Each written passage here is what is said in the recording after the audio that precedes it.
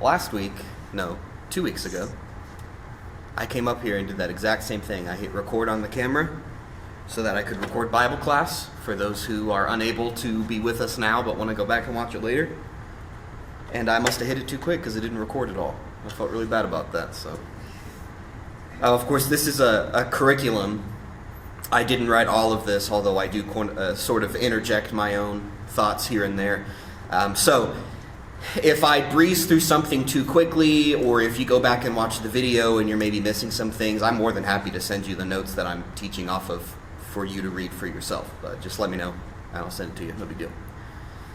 So I know it's been 2 weeks. I hope everybody had a good weekend. I heard Dante did a good job. Did he happen to go over Revelation by chance last week? No? Okay. He used to ask me and say, "What are you doing?" Well, I think he got tired of asking me that. Because I would always say, just do something different. They're probably tired of hearing whatever I'm doing. That's what I would tell him every time. He's like, all right, I'll do something else. But 2 weeks ago, let's see. Can anyone remember? Paint me a picture. It doesn't have to be a painting. It could be a pencil drawing. What was the imagery 2 weeks ago? What was the main bits?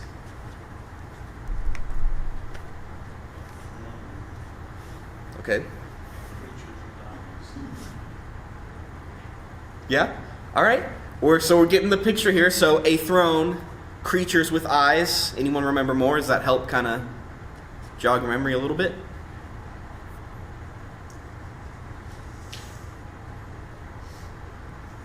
How many thrones?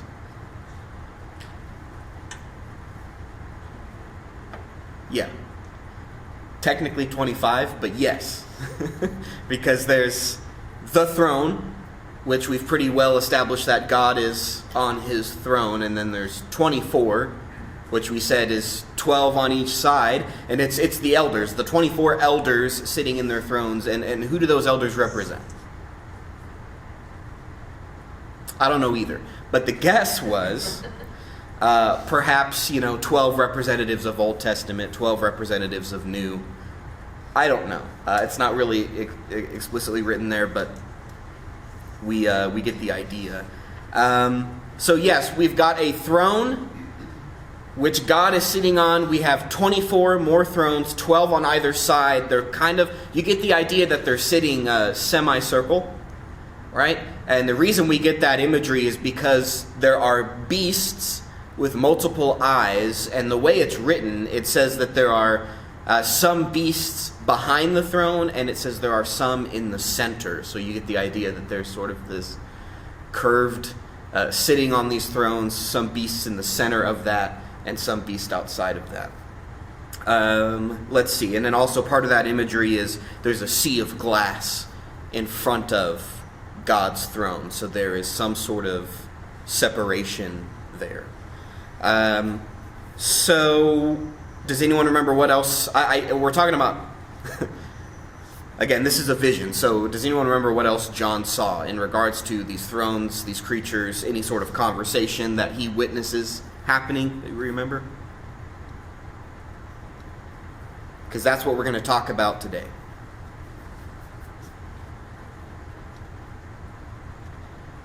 Essentially, and I'm paraphrasing quite a bit here, but what it comes down to is,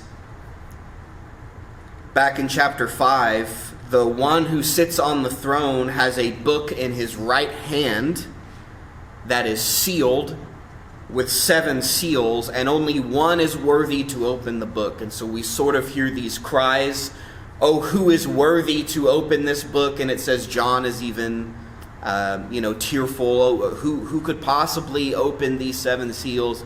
And then towards the end we hear, "Holy, holy, holy, the Lamb that was slain is worthy and is here to open these 7 seals." And so there's sort of a bit of joy there right at the end. The Lamb who was slain but is alive. Only he is worthy to open these 7 seals. And so this morning we're going to open 6 of them. And the last one is sort of set aside for a reason. But here in chapter 6 of Revelation, we are going to see the Lamb breaking 6 of the 7 seals that we're sealing the book. And this is sort of the beginning of the end. I know I keep saying that, but obviously things are going to get pretty weird now that we're opening seals and that sort of thing. But I think this might be one of my more favorite chapters as far as imagery goes. It's not super weird or spooky. It's not something that'll keep you up at night. I just think it's interesting.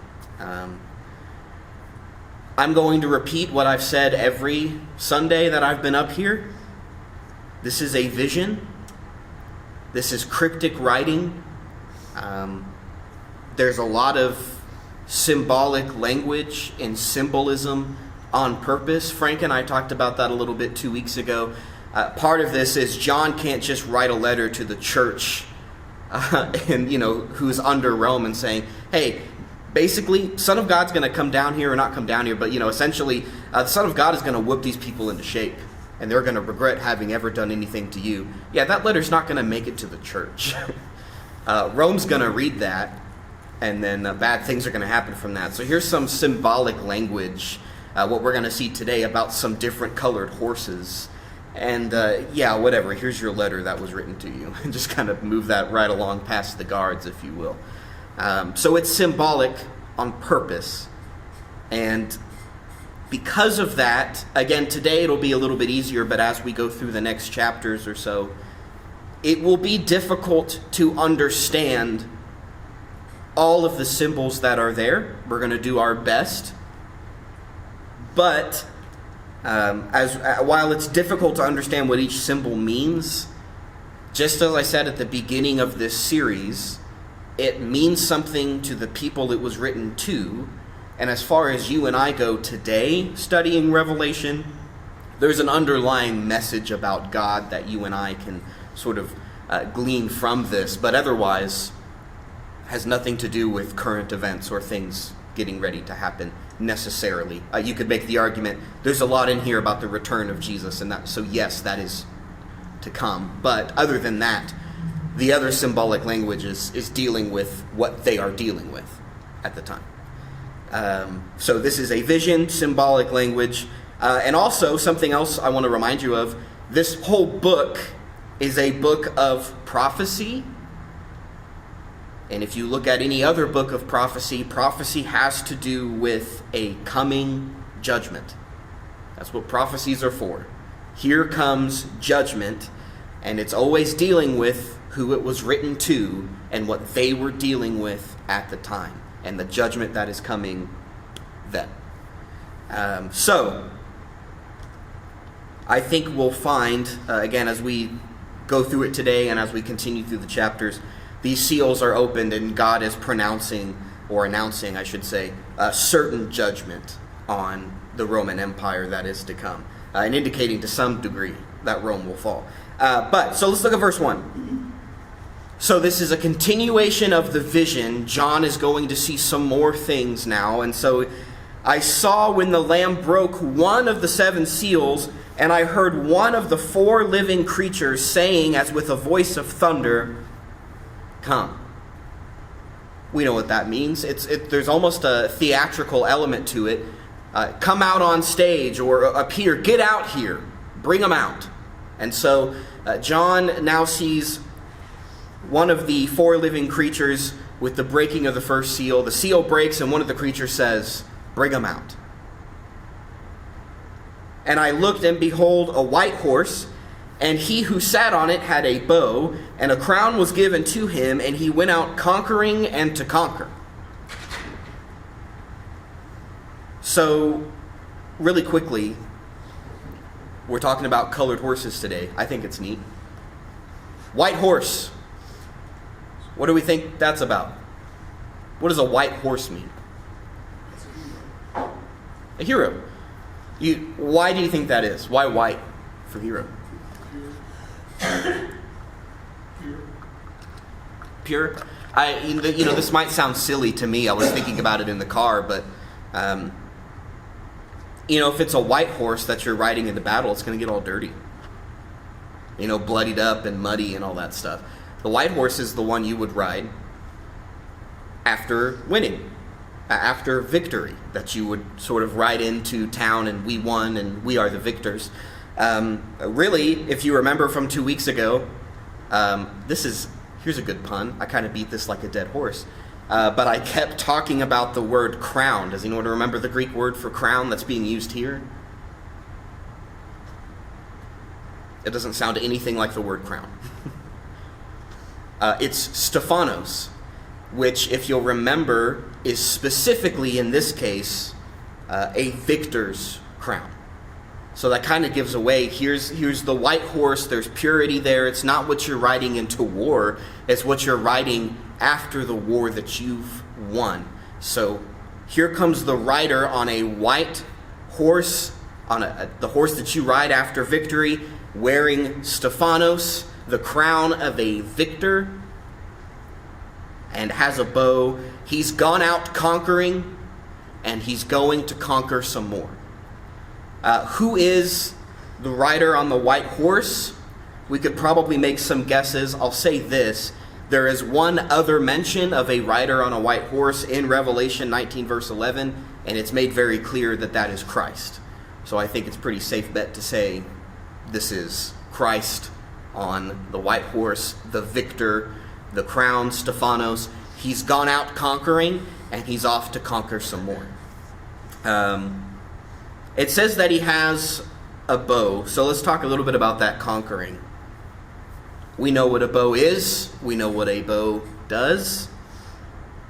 Several times we read about bows in the Old Testament, and they are used metaphorically to show God defeating his enemies or rescuing his people or going to war with his enemies. Habakkuk chapter 3 is a good place for that, as well as some of the Psalms, obviously. So the bow symbolically represents God going out to conquer and is his weapon in part to defeat his enemies. And he kind of does that in two ways. First of all, none of us in here, I don't believe, have been shot with an arrow. But the purpose of that bow is to put an arrow through your heart. One shot right through your heart, you'll die.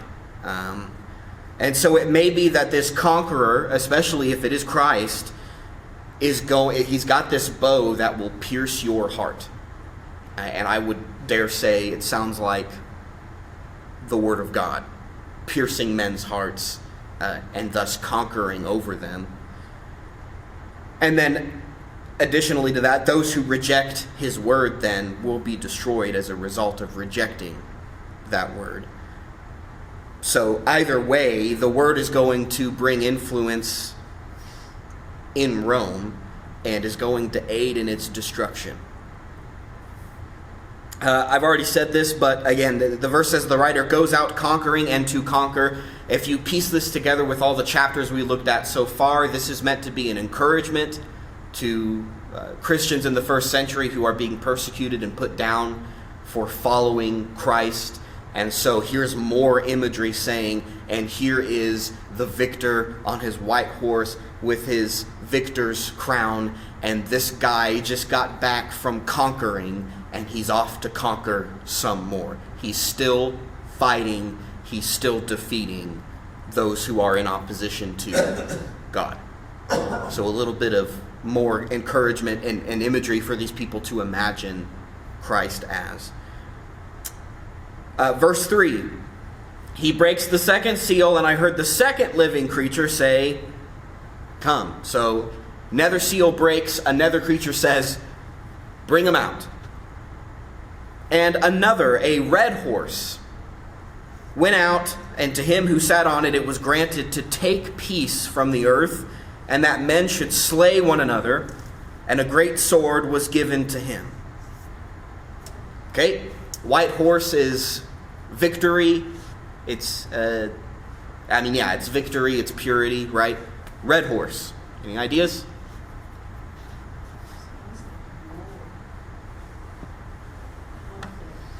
Yeah. I mean, red is the color of blood. So it sounds like war, like battle, like a pretty big mess. Red, even today, right? Red carries the idea of danger. and battle and blood and war. And the word sword there, this is a small thing. You may not care at all to know this, but it's in here, so I'll let you know. The Greek word there, it doesn't say sword, obviously. It says machaira. And machaira would be like a small dagger.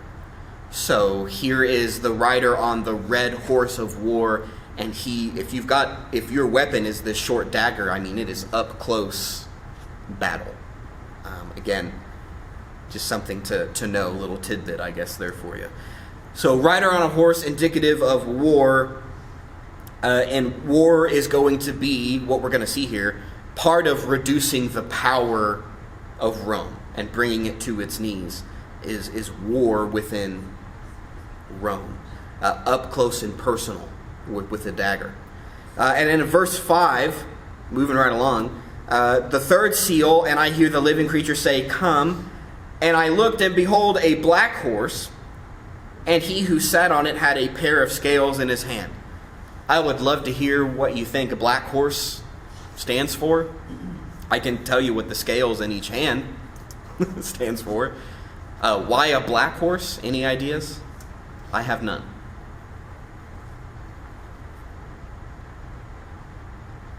He says it depicts famine. Yeah, pretty much. Okay, so the black horse represents famine, is what you're saying. I wonder why. Sure, okay, death. It's a good idea there. So black horse probably representing death, and he who sat on it has a pair of scales in each hand. What are scales for? Weighing and measuring, right? And I heard, as it were, a voice in the center of the four living creatures saying, "A quart of wheat for a denarius, 3 quarts of barley for a denarius, and do not harm the oil and wine." So, what does that mean? Well, a denarius is a day's wages in that time. And so what do we see a denarius buying? A quart of wheat, 3 quarts of barley. So if you want a quart of wheat, that's a day's work to get the money to buy that. To buy 3 quarts of barley.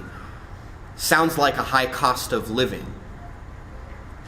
Sounds like economic hardship. The cheap stuff is going to get real expensive. Cost you a day's wage. And that's going to do a couple things. I mean, you start making the cheap stuff expensive, people start feeling unrest, unhappy with their government. There could potentially be some rising up and some revolt against the authorities. A denarius for a quart of wheat, a denarius for 3 quarts of barley. Don't harm the oil and wine. What does that mean? Why not harm the oil and wine? Why does that matter? Any ideas?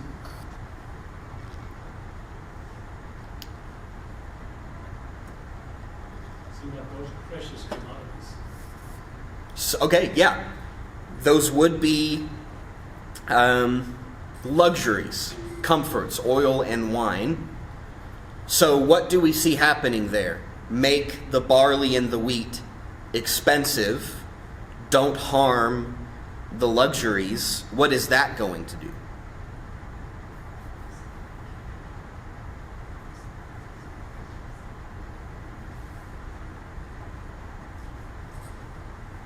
If we make the cheap stuff expensive and then make the expensive stuff cheap, that's going to further hit the economy, would it not? So here's a comfort and luxury, but few people can afford them because of economic hardship already. But then the price on those stays the same, but the price for the cheaper stuff gets more expensive. Economic hardship. So the big money bringer, the stuff that helps bring money into Rome, is this oil and this wine, and people are buying it up who can afford it. There's economic hardship, and it's going to start chipping away at Rome as well. There's war, and here's some economic hardship as well. Verse 7, when he broke the fourth seal, I heard the voice of the fourth living creature saying, "Come." And I looked, and behold, an ashen horse, which would be described as sickly pale. It even says maybe yellow-green. And he who sat on it had the name Death, and Hades was following with him. And authority was given to them over a fourth of the earth, to kill with sword and with famine and with pestilence and by the wild beasts of the earth. So that one's pretty self-explanatory. The rider of this sickly pale horse is Death. And Hades, which we would say probably is, the grave, the abode of the disembodied spirits, I guess, is following close after.